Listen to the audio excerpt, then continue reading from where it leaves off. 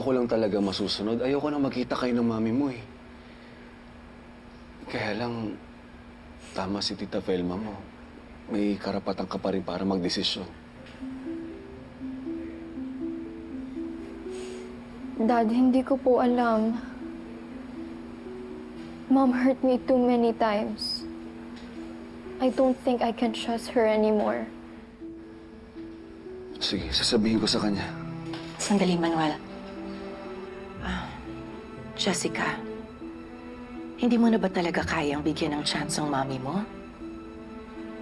Gusto lang naman niya humingi ng tawad. Velma! Manuel, alam natin, pareho kung anong pakiramdam ng mga magulang na tinataboy ng mga anak. Masakit. Jessica, pakinggan mo lang yung mami mo. Huwag ka mag-alala. Hindi ka iiwan ng daddy mo.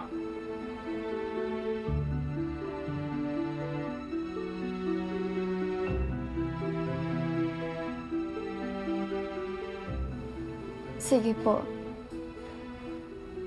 Kakausapin ko po si Mommy.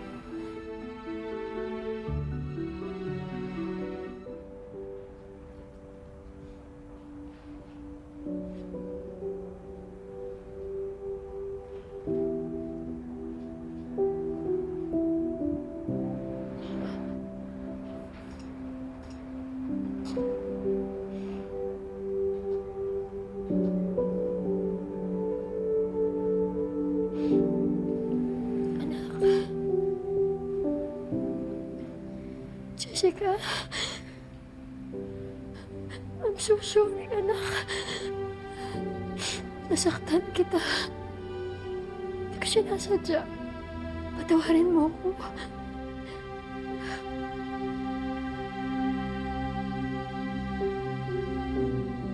Anak, huwag ka namang matakot sa akin. Please. Please give me a chance. Magbawi ako sa'yo. Ako. Anak, mami mo pa rin ako. I don't want to stop being your mom. Alam ko ang laki-laki ng kasalanan ko sa'yo, pero kaya kong ayusin yun. Promise, aayusin ko, anak. Magsisimula tayo uli. Masaya naman tayo dati, di ba? Pwede nating ibalik yun. Pero please naman, anak. Huwag mo naman ako itulak palayo sa'yo. Hindi ko kaya. You're my one and only baby. Anak. Tawarin mo na ako.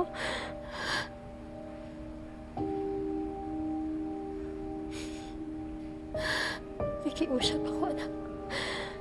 Nakikiusap ako. Tawarin mo na ako. I will forgive you, Mommy. Pero may request po sana ako. Of course, anak. Anything. Sabihin mo na sa akin kung ano. Mommy. Mommy, please stop harassing Tita Velma.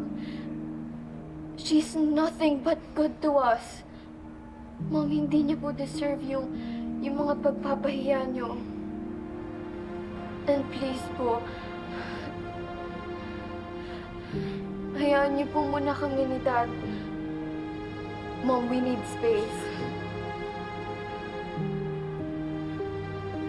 Sure. Of course, anak.